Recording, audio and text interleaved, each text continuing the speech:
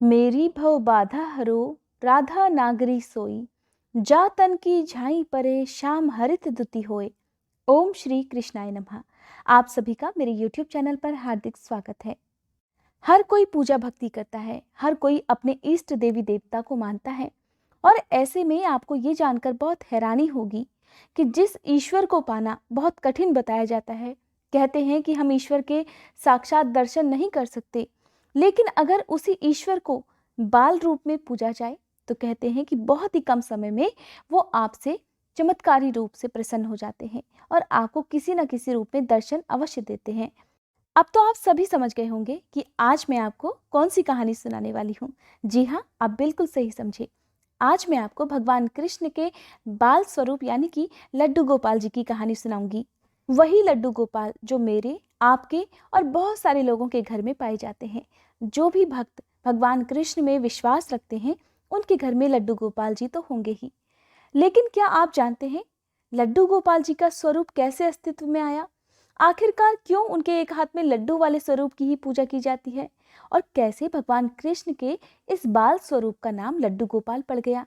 अगर आप जानना चाहते हैं कहानी तो जल्दी से कमेंट बॉक्स में लड्डू गोपाल की जय जरूर लिख दीजिएगा।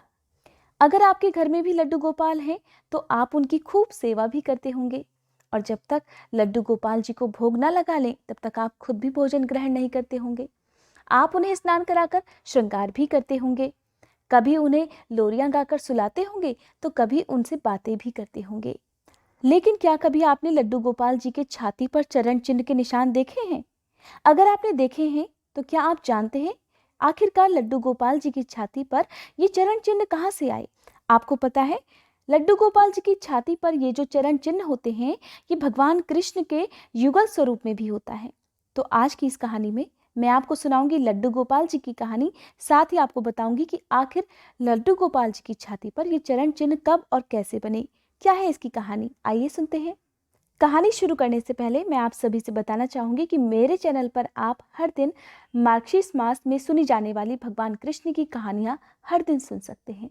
इन कहानियों में कभी आपको लड्डू गोपाल की कहानियां सुनने मिलेंगी, कभी भगवान कृष्ण के बाल स्वरूप की लीलाएं सुनने मिलेंगी, तो कभी उनके चमत्कारों की सच्ची कहानियां सुनने को मिलेंगी। अगर आपने अभी तक इन कहानियों को नहीं सुना है तो एक बार मेरे चैनल पर जाकर इन सभी कहानियों को जरूर सुनिएगा और कमेंट बॉक्स में मुझे जरूर बताइएगा कि ये कहानियां आपको कैसी लगी। लड्डू गोपाल की कहानी जुड़ी है ब्रज नगरी से। कहते हैं ब्रज नगरी में भगवान कृष्ण के एक बहुत बड़े उपासक कुंभन दास जी रहते थे। उनका एक ही पुत्र था जिसका नाम उन्होंने रघुनंदन रखा था। कहते हैं भगवान कृष्ण की भक्ति में लीन रहने के कारण कुंभन दास अपने परिवार को समय ही नहीं देते थे। हर समय वो विधि विधान से भगवान कृष्ण की पूजा और उनकी सेवा किया करते थे। उन्हें भगवान कृष्ण की सेवा करना और उनकी पूजा करना इतना प्रिय था कि वो भगवान कृष्ण को छोड़कर किसी और जगह जाना ही नहीं चाहते थे। सुबह हो या शाम, दिन हो या रात, कुंभन दास जी भगवान कृष्ण की सेवा खुद अपने हाथ से करते थे। वो सोचते थे कि अगर वो कहीं चले जाएंगे तो ऐसा करने से भगवान कृष्ण की सेवा में हो सकता है कोई बाधा आ जाए, हो सकता है परिवार का कोई सदस्य उनकी तरह सेवा ना कर पाए। और इस तरह सोचते हुए वो कहीं नहीं जाते थे। और भगवान कृष्ण की सेवा करते हुए कुंभन दास जी को कई साल बीत गए। ऐसा लगता था मानो कुंभन दास जी के लिए तो भगवान कृष्ण ही सब कुछ थे। एक दिन वृंदावन से उनके लिए भागवत कथा का निमंत्रण आया, जिसके बारे में सुनकर उन्होंने पहले तो जाने से मना कर दिया। लेकिन जब भक्तों ने बहुत जोर दिया तो वो कथा के लिए वृंदावन जाने के लिए तैयार हो गए। अब सोच रहे थे कि भगवान की सेवा की तैयारी करके वो हर रोज कथा करके वापस लौट आएंगे, जिससे वो हर दिन अपने हाथों से भगवान कृष्ण की सेवा भी कर पाएंगे और भगवान की सेवा में कोई बाधा भी नहीं आएगी। अब भागवत कथा के लिए जाते समय उन्होंने अपने पुत्र को समझाते हुए कहा कि वे भगवान कृष्ण का भोग तैयार कर चुके हैं, उनके पुत्र को तो बस ठीक समय पर ठाकुर जी को भोग लगा देना है। ऐसा कहकर कुंभन दास जी भागवत कथा करने के लिए चले गए। अब कुंभन दास जी तो चले गए, लेकिन उनकी अनुपस्थिति में उनके आदेश का पालन तो उनके पुत्र को करना ही था। उनका पुत्र भी बहुत आज्ञाकारी था। अब कुंभन दास जी के पुत्र ने ठीक समय पर, जैसा कि उनके पिता ने बताया था, भोजन की थाली परोसी और भगवान कृष्ण के सामने रख दी। पुत्र ने भगवान कृष्ण के सामने थाली रखकर उनसे बड़े सरल मन से आग्रह करते हुए कहा, ठाकुर जी आओ और भोग लगाओ। दरअसल कुंभन दास जी का पुत्र बहुत छोटा था। इतना छोटा था कि उसके मन में ये विचार था कि भगवान कृष्ण आकर अपने हाथों से खुद भोजन कर लेंगे, लेकिन भगवान कृष्ण तो आए नहीं। पुत्र भी भगवान कृष्ण के सामने हाथ जोड़कर बैठा रहा और उनसे बीच बीच में विनती करने लगा, कहने लगा, आइए भगवान और आकर भोग लगाइए। जब पुत्र ने देखा कि भगवान कृष्ण तो आए नहीं, ये देखकर वह बहुत उदास हो गया और यहाँ तक कि वो रोने लगा। अब रो रो कर भगवान कृष्ण को पुकारने लगा, कहने लगा, ठाकुर जी आओ और भोग लगाओ। अब भला ऐसा कहाँ हो सकता है कि कोई बालक इतने सच्चे मन से पुकारे, इतने प्रेम और विश्वास से उन्हें पुकारे और भगवान ना आए? ऐसा तो हो ही नहीं सकता। बस फिर क्या था, ठाकुर जी मूर्ति में से एक बालक का रूप धारण कर बाहर आ गए और भोजन करने के लिए बैठ गए। भगवान कृष्ण को अपने सामने भोजन करते देखकर पुत्र बहुत खुश हो गया। इसके बाद भागवत कथा करके रात को जब कुंभन दास जी वापस घर आए तो उन्होंने अपने पुत्र से पूछा, बेटा तुमने ठाकुर जी को भोग तो लगा दिया था ना? इस पर पुत्र कहने लगा, हाँ पिताजी, मैंने भोग लगा दिया था। अब ये सुनने के बाद कुंभन दास जी ने अपने पुत्र से प्रसाद मांगा। तब पुत्र कहने लगा, पिताजी ठाकुर जी ने तो सारा भोजन खा लिया, कुछ भी नहीं छोड़ा, मैं आपको प्रसाद कहाँ से दूं? अब कुंभन दास जी सोचने लगे कि मेरा पुत्र तो बहुत छोटा है, शायद भूख जोर से लगी होगी, इसलिए भगवान कृष्ण का प्रसाद भी उसने स्वयं ही खा लिया होगा। अपने पुत्र को छोटा मानकर उसकी बातों को अनदेखा कर दिया। अब तो कई दिन तक यही नियम चलता रहा कि कुंभन दास जी भोजन की थाली लगाकर भागवत कथा करने चले जाते और उधर पुत्र ठाकुर जी को भोग लगाने के लिए आग्रह करता और थोड़ी ही देर बाद भगवान कृष्ण वहां आकर भोजन कर लेते। वहीं जब शाम होने पर कुंभन दास जी वापस आकर अपने पुत्र से प्रसाद मांगते तो उनका पुत्र कहने लगता, पिताजी ठाकुर जी ने तो सारा भोजन खा लिया, कुछ बचाया ही नहीं। अब जब रोज रोज ये सब होने लगा तो कुंभन दास जी को शक हुआ कि उनका पुत्र अब रोज रोज झूठ बोलने लगा है, क्योंकि वे जानते थे कि थाली में कितना भोजन बचा रहता है। इस तरह एक दिन कुंभन दास जी कहीं भी बाहर नहीं गए और लड्डू बनाकर थाली में सजाने के बाद छुपकर ये देखने लगे कि आज देखता हूँ मेरा पुत्र क्या करता है। इस बार भी उनके पुत्र ने हर बार की तरह हाथ जोड़कर ठाकुर जी को पुकारा कि ठाकुर जी आइए और भोग लगा लीजिए। और इधर चमत्कार हुआ।